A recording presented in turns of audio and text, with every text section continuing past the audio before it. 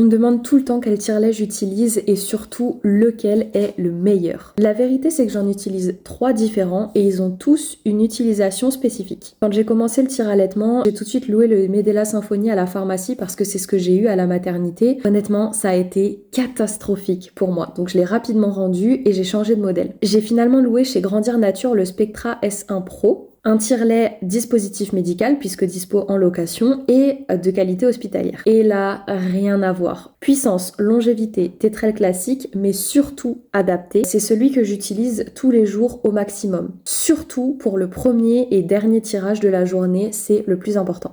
Mais même avec un tire-lait hospitalier, je ne pourrais pas fonctionner avec un seul modèle. Le deuxième, c'est le Mom Cozy M5. Je l'ai acheté neuf sur Vinted. Neuf, c'est très très important quand il s'agit des nomades. Il est beaucoup moins puissant qu'un tire-lait hospitalier et c'est normal, il n'est pas fait pour ça. Mais du coup, ça veut dire aussi qu'il draine moins bien.